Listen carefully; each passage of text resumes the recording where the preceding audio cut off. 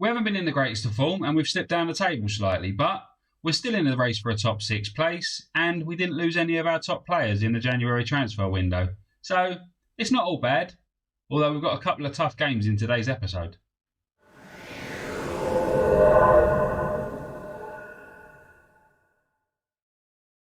Hello everyone and welcome to part 13 of a Selhurst Success Story, and an episode where we take on Brighton and Chelsea in the Premier League. And we've also got an in-betweeny game away at Bournemouth. Before we get going in this episode, I'd like to ask you to leave a like on this video, comment below, hit the subscribe button and the notification bell to know when future videos are released and help me to continue growing the channel. In the last episode, we took on Manchester City on Boxing Day. We're 1-0 up at half-time and got beat 4-1. We followed that up with a 4-2 defeat at home to Liverpool. Won a couple of games in cups, beat Portsmouth 4-1 in the FA Cup and Sheffield United 4-1 in the EFL Cup quarter-final.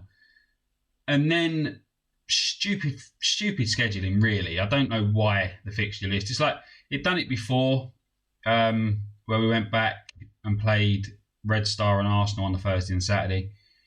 Well, we reached the League Cup semi-final. Played Man United on the Tuesday night, but we had to play Newcastle in between. So Sheffield United on a Wednesday, Newcastle on the Sunday, Man United on the Tuesday. We rotated a little bit for the Newcastle game, got beat 3-0. Most of the players still weren't fit for the Man United semi-final, so we had to bring in a few under-23s for the bench and stuff. Weren't our best team, and we got beat 1-0. And then the following Saturday, still players not fit, we lost 2-1 away to Chelsea. So we had a lot of games. I mean, we had 1, 2, 3, 4. We had 5 games in the space of 14 days.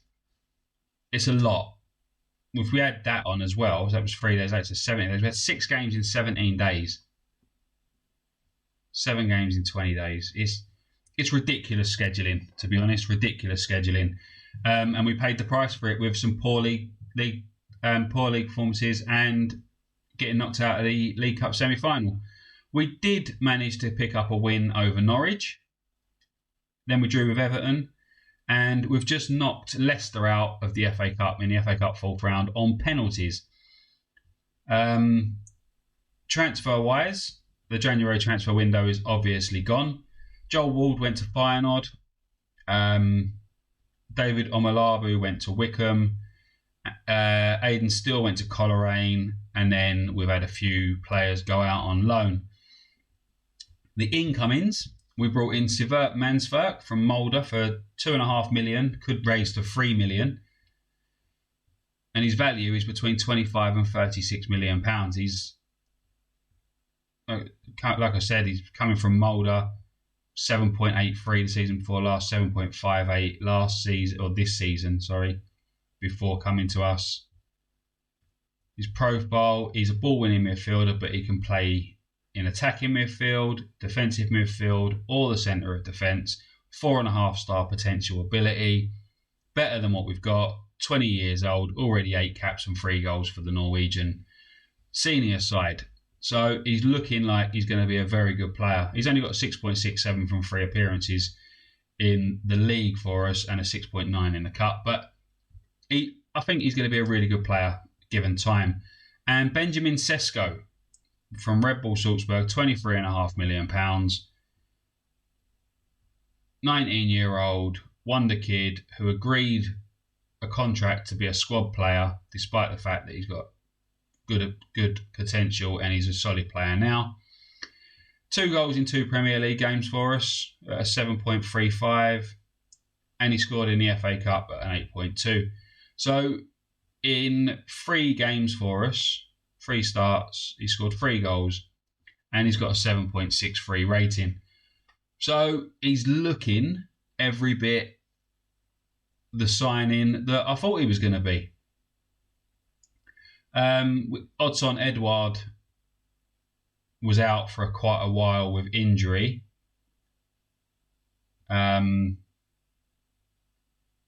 He missed quite a while actually. He was injured on the 8th of January, so he's missed a whole month. It was in the FA Cup game against Portsmouth, so he missed the League Cup quarter-final and semi-final and all of our league games. Hopefully he's going to be back fit soon.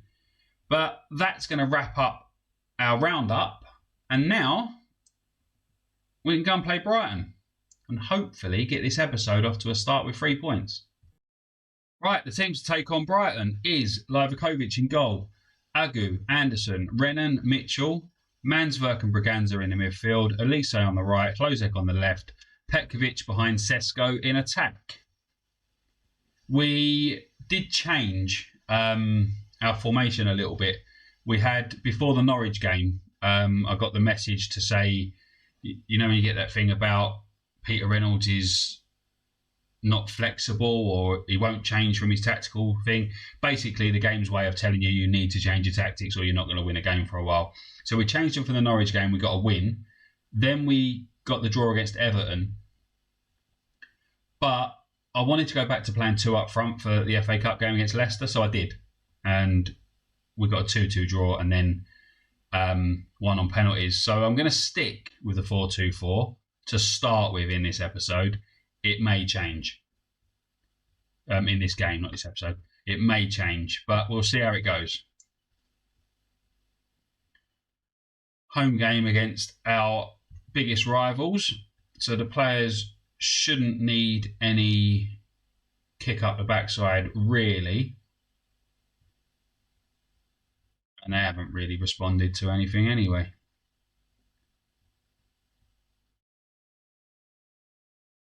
Right, let's see how it goes, eh? Right, I've had the first shot on target.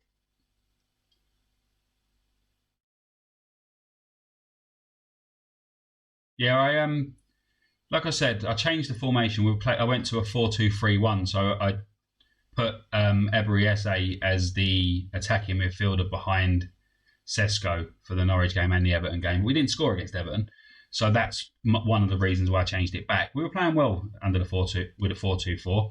The games we've lost against good teams. Like we lost to Man City, Liverpool, Chelsea. Like, we're not losing to crap teams. We're not losing to bottom of the table sides. That hasn't been very eventful, is it? 9 shots on goal, 2 on target, 6 for them, 4 on target. But not a single highlight for that first half.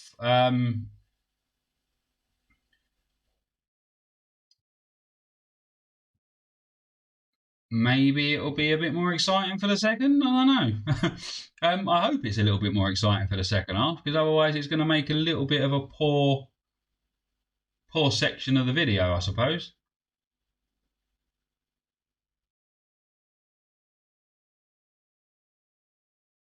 Brighton are playing around with it at the back, and they're going to look to try and carve out an opening here. But I'm hoping we can steal back possession and create something of our own. There's a long clearance, and our defence has completely folded. But luckily, their striker hits it wide. I actually had a look at Brenner. We scouted him. I don't remember if it was earlier on this season. It might have been in the summer. Scouted him, and he looked like the sort of player that I wanted to bring in. But we decided against putting in a bid for him, because we already had Edouard and Mateta, Petkovic, who was playing up there as well. So I decided against it. I think he's been in decent form, actually. It is Petkovic now. Klozek. Over to Elise. Elise breaking into the box. Is he going to get a shot away? He does, but straight into the arms of the goalkeeper. We've got a couple of players that are looking a little bit ragged at the minute. Petkovic, Klozek, Elise, Braganza, all looking a little bit tired. Klozek's on a booking as well. But there's a good ball over the top, and Benjamin Sesko has put the ball in the back of the net. And Palace are 1-0 up. 4th goal in his 4th appearance for us. And I think he was worth every single penny we've paid for him already. 25 million, 27 million, something silly. But he's got on to the end of that, and he smashed the ball home. he looks like a goal scoring machine. He does. Well, it was going to be 2-0 then. And if he can carry on scoring at the rate of a goal a game, he'll pay back his transfer fee pretty quickly. May have a slight issue when Odsonne Edouard's fit again, because he's our top scorer for the season. Maybe I can just play with 2 advanced forwards, or use one of them in a different role. I think they're both suited to playing different roles. But our defence again has allowed Brenner to break through, but his finishing is again piss poor. I made a couple of substitutions. Take Petkovic off for Mateta. Lozek can come off for Eze, and Elise can come off for Aspria. And they're triple change in the 70th minute. Hope we don't get any injuries. Now Brighton are going to have an attack by the looks of it. Trossard plays the ball over to Boscagli, Basuma, Brenner. Looked a little bit offside. He's hit the post. He's hit the post, so we don't need to wait for VAR to have a look at the goal and rule it out. Corner. Braganza to put the corner in because Elise is not on the pitch. Sesko picks it up on the edge of the area. Breaks into the area. Can he get a pass or a shot? He does. And Eze Mateta. Jean-Philippe Mateta. Get in. He don't kick the corner flag in his celebrations in this game. He does in real life. Sesko, solid run. Brings the ball back. Eze has his shot saved, but the ball just dropped straight to Mateta, and there is no way that he could have missed that. And we're 2-0 up. It looks like it's going to be a solid victory over our biggest rivals. And not only our biggest rivals in terms of like rivalry, it's good to say from Livakovic. Not only our biggest rivals in terms of like the rivalry in itself, but Brighton and Chelsea, the 2 teams we're playing in this episode, are the 2 teams that are directly below us in the league. So it's important that we pick up the points as well.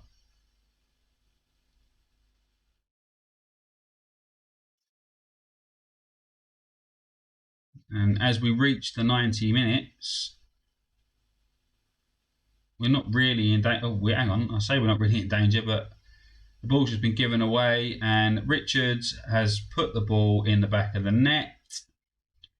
Yves Bissouma put the ball over the top, and Richards gets on the end of it. I don't know what our defender was doing there. Agu was just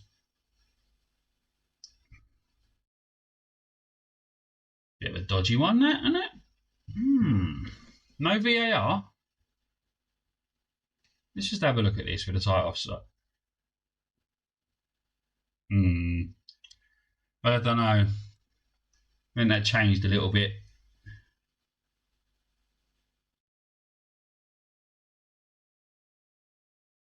We've thrown this away. We've actually thrown it away. 2-0 up in the 90th minute, and Brighton have come back and drew 2-2. Livakovic with a stupid clearance, really. The defence can't get onto it.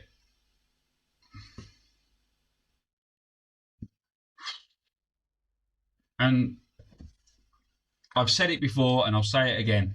2-0 is the worst score to have in this game. But look, 2-0 in the 90th minute and we drew 2-2. I hate this game. I don't know why I play it.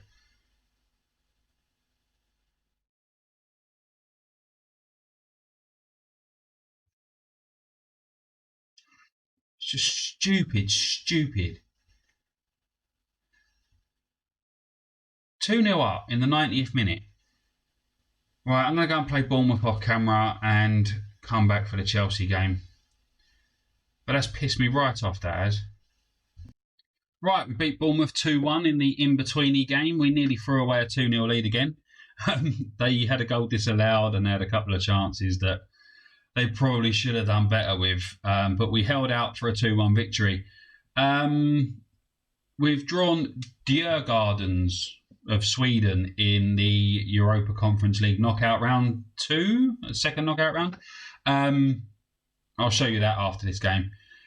But now we're going to play Chelsea. We're level on points with Chelsea, I believe, and one place above them in the league. Michael Elise has just picked up an injury in training, so he misses the game, and Renan is suspended for it.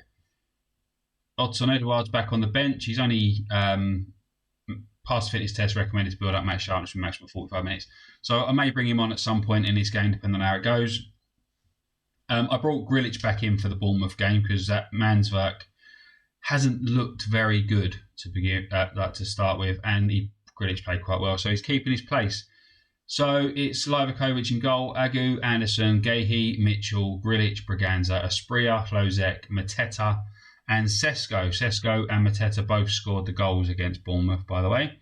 So Sesko has scored 5 goals in 5 appearances, I believe. But like I said before, he's looking every bit the wonder kid that we thought he was going to be, or that the media described him as.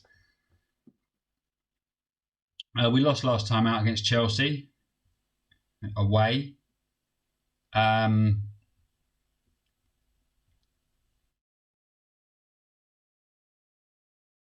I don't think they've been playing the best, to be fair. So hopefully we can try and get something out of this game. If they beat us, then we drop down the division a bit more. They climb ahead of us. And that won't be ideal.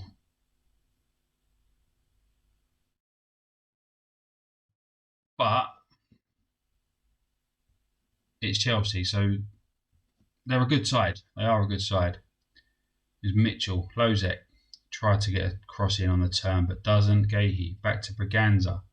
Grilic, Hlozek. And Mitchell on the left gets a cross in. Sesko gets up there, but his header was never really going to trouble the goalkeeper, was it? It was going wide anyway, by the looks of it.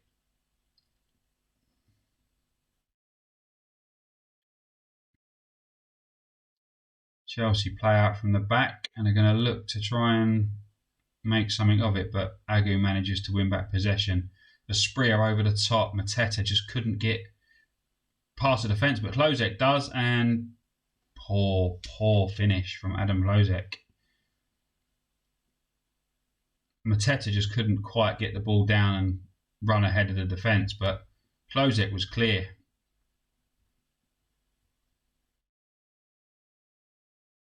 Chelsea hit the woodwork, although it was offside.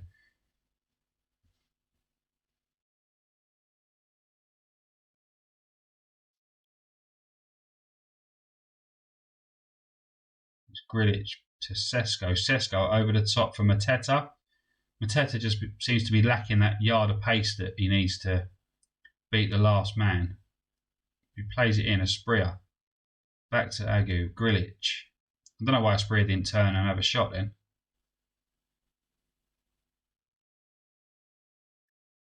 We're keeping possession for now.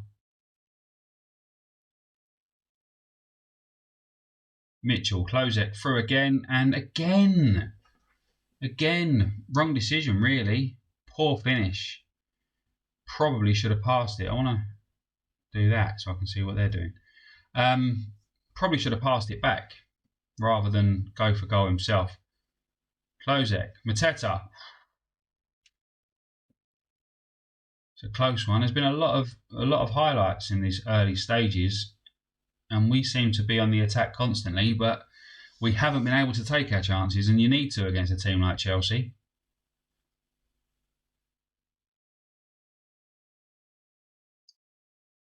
Mateta, Sesko, Asprilla beats his man. Can he get a decent pass? He does to Sesko. Sesko, Braganza, 1-0. Daniel Braganza. Sesko then with a poor finish, really, but the ball's come back and Braganza heads it into an empty net. Sesko put Asprilla through. Asprilla seemed to get bit clumsy, but Sesko on the turn against the post, and then Braganza into the empty net, and we do take one of our chances. Well, we missed enough to begin with, didn't we? So we had to take one eventually. There's Gerhi doing, I don't know what with the ball, but gets it back to the keeper, who then, it's to Anderson. Aspria's got the ball out wide. Agu. Grilic tries to play the ball over the top for Sesko, and Anderson has been beaten there. He should have sort of walked through. And the ball goes over the top. But Anderson there, the ball came towards him and he just sort of, like the Chelsea attacker went through him like he was a ghost. But there's Anderson with a clearance to Sesko.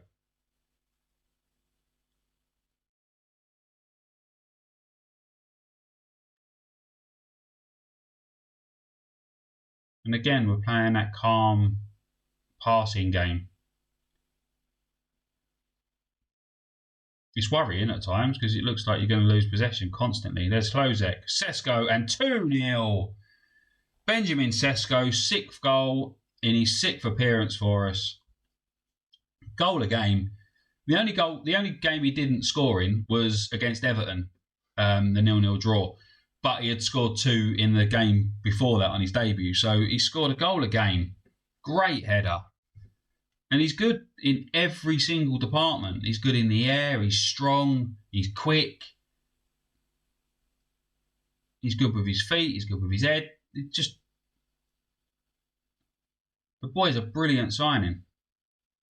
And there's Mateta, Hlozek, and could have put it 3-0 then. I don't like 2-0. 2-0 worries me.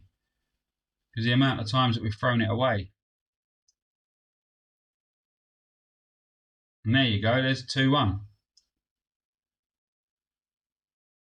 Gonzalo Inacio, Ziyech's corner, and the header gets above everyone, header into the far post, sorry. And Chelsea's only shot on target was that goal. We've been all over them really. They've had more possession, but chance-wise, we should be out of sight in this game, and we're not. It's 2-1. I'm going to say we're delighted because then it'll give them inspiration and motivation, and that's what we need to do. But we should be out of sight. We should have been 3, 4, 5-0 up, and we go in at the break 2-1. Over the top, Hlozek. Back to Braganza. Hlozek again. Shot's blocked. It goes out for a corner.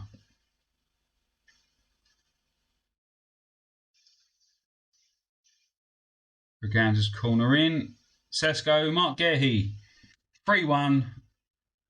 Sesko headed it down. Gerhi gets on the end of it. And we restore our 2-goal lead.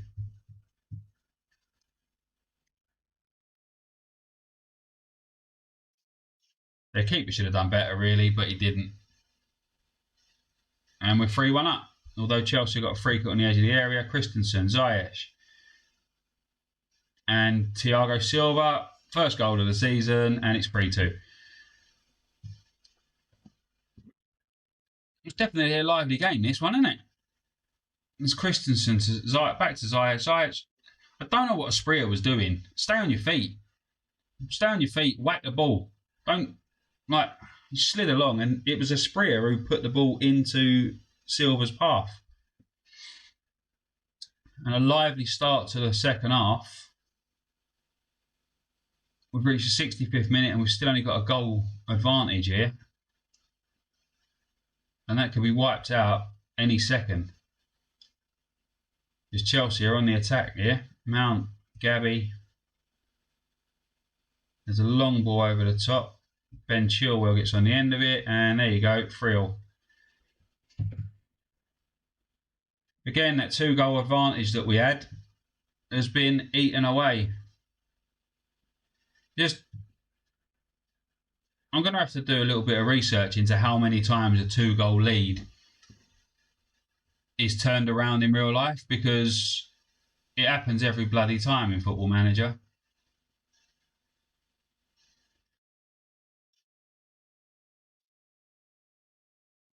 We're going to lose this, aren't we? 2-0 up in the last minute against Brighton, and we draw 2-2. 2-0 and 3-1 up in this game. And now Chelsea are on the attack to take the lead. And they're going to. There you go. Hakim Ziyech.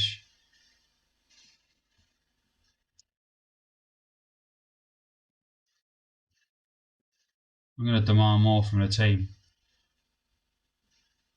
This is utterly ridiculous. Utterly ridiculous. No, I'll upset them all with my shout. I don't care. Sesko's frustrated by the feedback. Mateta's pressured by the feedback, but he's coming off anyway. I'm going to throw Edouard on. I'm just going to put him right up there near the goal. Right up there near the goal to do what he does best. And now we'll encourage him for the last 10 minutes.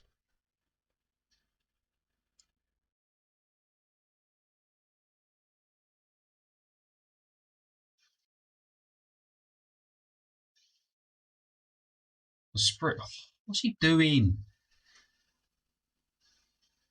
Poor finish from Asprilla. Just again an easy save for the keeper.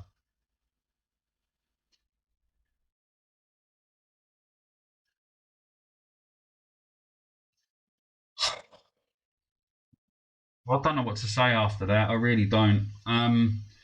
Thank you very much for watching. Leave a like if you enjoyed this episode. Comment below. Subscribe to the channel and hit the notification bell to know when future videos are released. I'm going to go and cry in a corner somewhere because we've just thrown away a 2-goal lead in 2 consecutive home matches, and 6 points that we should have had has turned into 1 point. But thank you very much for watching. I will see you again soon. Take care. Bye-bye.